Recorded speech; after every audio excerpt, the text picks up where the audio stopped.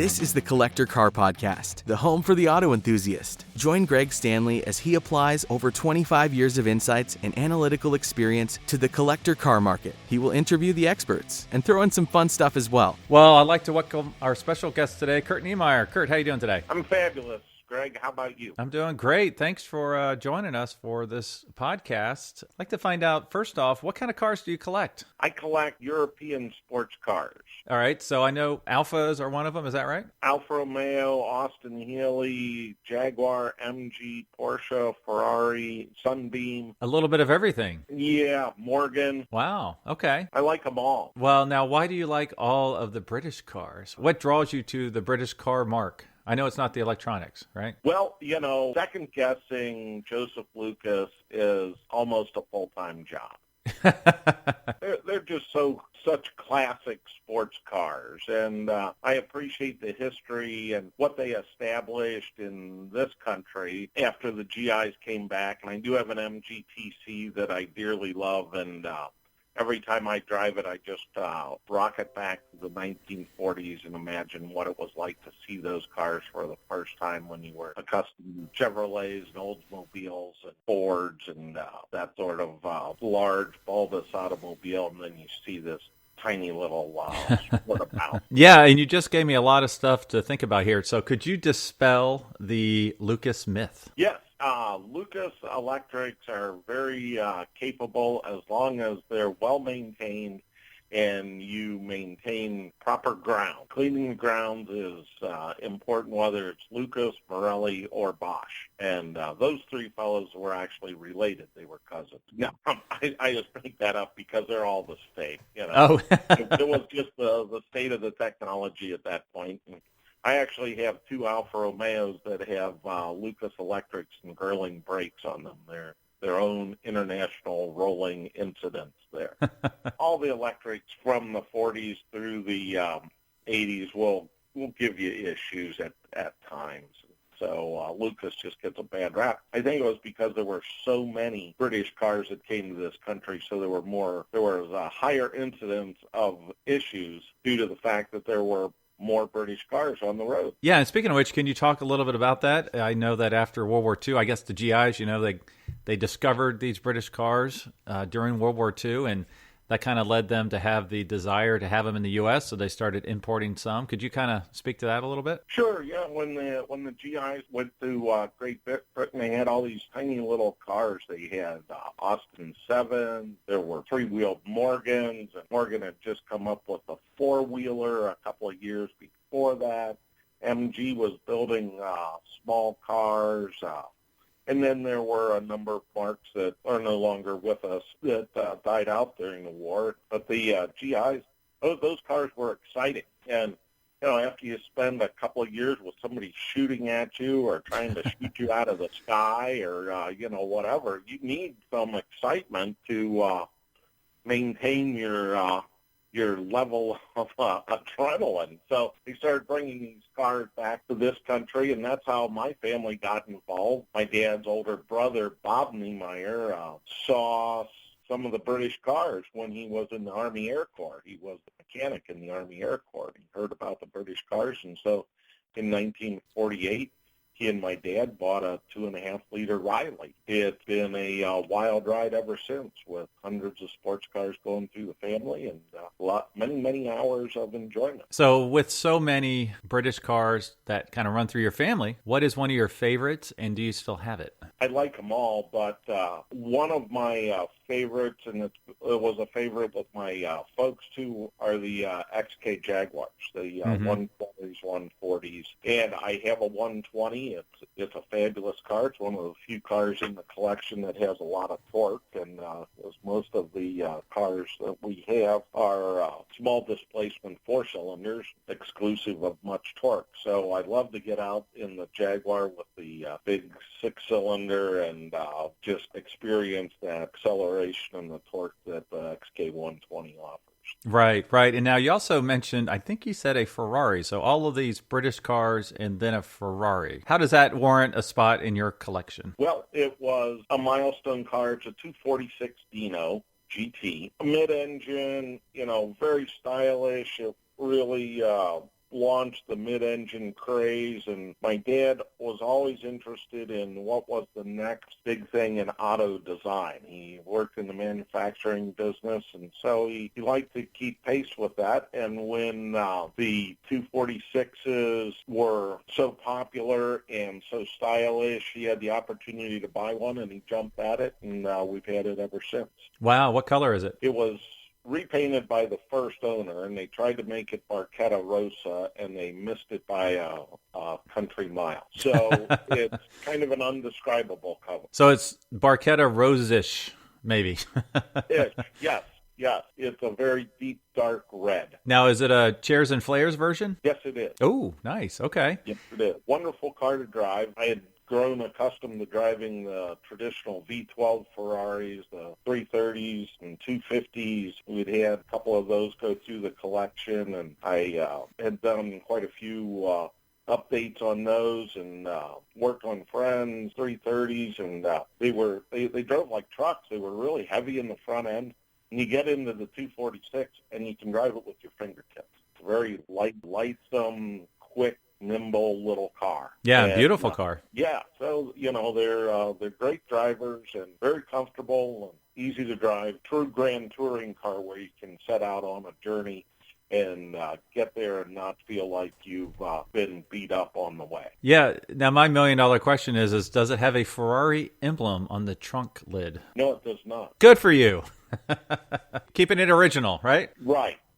Well, I call my enterprise here Sports Car Preservation, and we celebrate the history of these cars. We try to keep them as original as possible, and that way we know how the manufacturer built them. And so many cars today are over-restored and restored incorrectly, modified for convenience and better performance. So we try to keep everything in order. That's awesome. Well, speaking of which, can you talk a little bit about your enterprise and also the Cincy Motorsport Journal and all the fun stuff you're doing in the Cincinnati area? We have, in the collection, we have 8 vehicles that are all original. Oh, wow. 3 of them actually have the original tires on them. So oh, my goodness.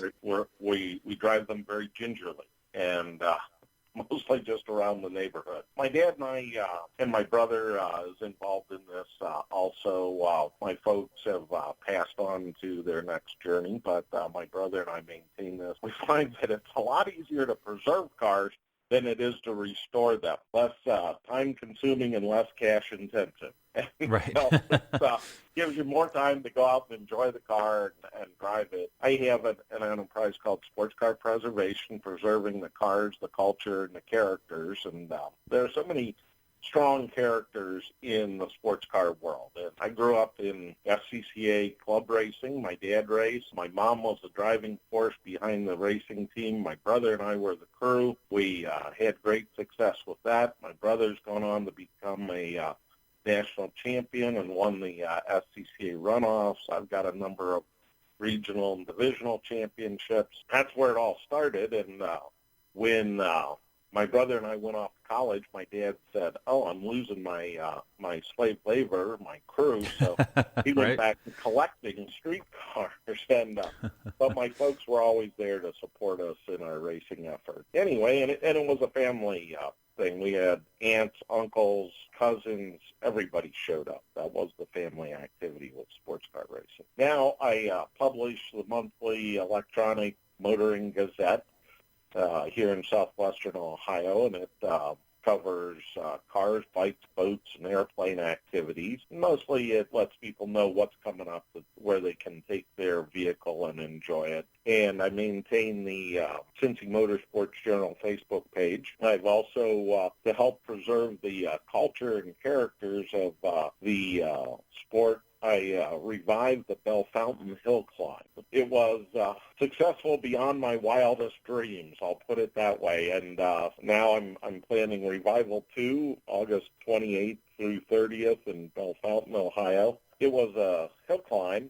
There was an SCCA event from 1953 to 74. Our fast car up the hill this year was a Yanko Stinger driven by Jim Shart, who competed in the original hill climb in the late 60s and early 70s was his time there. He's got a genuine Yanko Stinger. He won the Corvair Revival at Mid-Ohio in June, came and showed everybody the fast way up the hill at Bell Fountain. Yeah, could you speak a little bit about the Grand Marshal this year? I'll have Dick on in the future episode of this podcast. Dear friend, Dick Weiss, he was a good friend of my dad. Dick is still driving the 1958 Porsche Speedster Carrera that he won the F production class at Bell Fountain with in 1962. Wow. A week after he got his competition license. So he was our Grand Marshal, wore his vintage helmet. What a character. The guy just can't be beat. He's an octogenarian now, and he's not backing off any. I can tell you that. He pushed that Porsche for all it was worth up the hill and in the autocross at Bell Fountain. And it's just a joy to see somebody that enjoys their car so much and drives it in the manner that it was intended to be driven. And for proof of this, you can go to my Instagram page at the Collector Car Podcast, where I got to the hill climb just as he was taking off. And so I got a video, I posted on Instagram. I got there just in the nick of time, so it worked out great. Oh, yeah. Yeah, he was a fabulous Grand Marshal and a fitting recipient of that honor because he had been there before. And he and I had actually gone up to Bell Fountain several times in our Porsches and driven the hill on a Saturday morning or a Tuesday morning just to get a taste of what it was. And he's so enthusiastic about everything he does, everything Porsche, and he's really quite the resource on the 356s. Since we got our 356s, he's the only person other than my brother and I that work on them. Oh, wow. Yeah. Use him as a parts resource, a technical resource. Fabulously knowledgeable gentleman. I remember as a kid, he would flat tow that Speedster to the SCCA races with a VW squareback. And he would show up, and the first time I remember him, he was actually driving the car to the track. And my dad had gone from flat towing to using an open trailer, and Dick put the windshield and bumper under the trailer so nobody would drive over them going through the paddock. You know, he's got a lot of history, and let's celebrate all these fellows while we still can. Right, for sure. Well, you just reviewed all your cool cars in your collection for the most part, a lot of preservation cars. So is there one on your list? Do you have a next car, or are you happy with what you have? I'm very happy with what I've got, but, you know, when you get this condition, and there's no known cure for it, and there's right. no reason to cure it, is I'm always looking for something else. I'm a rabid Alpha collector, but anybody that has Alphas understands that desire. So I'm always looking for more Alphas. I'd like to get an Alfetta, mechanically injected Alfetta. Because at one time I had several dozen of those in a barn. They're very unloved cars, so I'd like to get an Alfetta coupe. That's always a possibility. I'd like to have a Crosley Hot Shot, and those are fascinating little cars, but I definitely adhere to the adage that it's more fun to drive a slow car fast than a fast car slow. So I'm always looking for tiny cars. I'd like to have a Triumph Spitfire, another neat car that observed a lot in my youth. I've got a TR6 that's coming to the collection when the original owner is finished with it, and hopefully that'll be a number of years yet because he does enjoy the car. It's an all-original example also. Oh, wow, that's cool. So other than that, it's whatever crosses my path at the right time, because the right car usually finds you. Yeah, and if you want to drive a slow car fast, a Crosley's a great one to do that in. Oh, yeah. And they have such great local Cincinnati history. Well, are there any trends you've seen recently in the collector car marketplace that you can identify for our listeners? You know, the marketplace is always an interesting subject because so many people, they try to put a dollar value on all these cars. And really, to me, the value of the car is, do you enjoy it? Do you enjoy driving it? Do you enjoy working on it? And there are so many different things you can do with collector cars. Some people just like to tinker with them and polish them, and, they don't ever really take them anywhere or drive them much. Other people are relentless drivers, and they're constantly repairing and maintaining, and, they'll get in the car and drive. Like the Austin Healey Club this summer had about a dozen members from the Ohio Valley region that drove to Deadwood, South Dakota. It was almost 3,000 miles round trip. Wow. 948cc Bug-Eyes. Wow. and in big Heelys, and they had a great time. They really relentlessly drive the club cars. I think the dollar-wise, there's been a little market correction lately.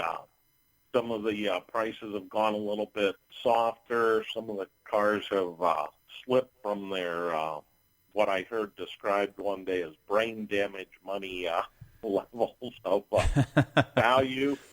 People ask me, what cars, what my cars are worth, and I go, well, that one's worth a lot to me because I enjoy driving it, and I enjoy fixing it. I enjoy, tinkering with it and cleaning, all the ground so the lights work and making it operate even though it's 70 years old. People are always concerned that there aren't enough youth coming into the market. If you expose the youth and you give them the opportunity to have a hands-on experience with the car, they'll enjoy the car. I have found with several events that if you present the older cars to the young people of today, they will embrace them if they're given the opportunity. Yeah, that's a really great point. And let's face it, some of the folks that are moving to the point in their lives now where they have disposable income to spend on a car, the cars of their youth were K cars and Chevy Citations. And so I've seen, Pintos and Vegas attaining new price levels, and that's understandable. Everything, there's going to be a 40-year lag on all this stuff, so what was popular 40 years ago is going to start growing in value right now. If you're driven to making money off of buying and selling cars, that's where I would look. It's funny you say that. A Chevrolet Citation, I think a 1981 Citation was the first car I ever drove because it was an automatic. And you never see those because they pretty much self-destructed back in the day. So if you do find one, especially one without rust that is complete, snap it up now because there's just not many of them. Right. Well, now it's time to play my little game. I think I gave you a heads up on. I hope I did. Called Keep, Cash, or Crush. So I give you 3 cars, and you have to pick which one you want to keep forever, which one you want to cash in, and which one you don't mind sending to the crusher. Okay. I try to make this as hard as possible. Okay. So for you, I've picked 3 iconic British cars that were in movies. Now, they're not the $5 million James Bond DB5. I'm not going to be that cruel. So the first one is Mr. Bean's Mini. I think it was yellow from the TV show Mr. Bean. Yep. The second one is James Bond's Lotus Submarine that you can't actually drive on a street. Yep. Or the TVR Tuscan from the horrible movie with John Travolta, Swordfish. So, cool car, horrible movie. So we've got Mr. Bean's Mini, James Bond's Lotus Submarine, or the TVR Tuscan. Okay, I would cash out on the Lotus. Everybody loves James Bond. There's always going to be a healthy market for that. I would crush the Mini because they've made so many of them. Another one will come down the road that you can add to your collection. And then I would keep the TVR because it's such a unique and rare car and just exemplifies the small British manufacturer like TVR, Turner, and Elva, and that sort of manufacturer. So TVR I would definitely put into the collection. So were you not a Mr. Bean fan, or that just the movie or the TV show just doesn't add value for you for the Mini? There are so many tribute Mr. Bean cars available that that's a whole numbers game right there. There were so many of them. There's only one James Bond submarine Lotus, and there are a handful of TVR Tuscan. So it's a rarity thing. Right, it's a rarity thing. Yeah. Okay. Well, awesome. Thanks for joining us today. What's the best way our listeners can learn more about all the other work you're doing in the car world? Check into the Bell Fountain Hill Climb Revival page on Facebook, or Cincy Motorsports Journal page on Facebook. Those are the best ways to keep up, and or at Kurt Niemeyer on LinkedIn. Awesome. Well, thanks for your time today, Kurt. Well, thank you, Greg. It's always a pleasure. Thanks for listening to the Collector Car Podcast. Don't forget to give us a nice rating on iTunes and be sure to follow us on Instagram and everywhere else at the Collector Car Podcast.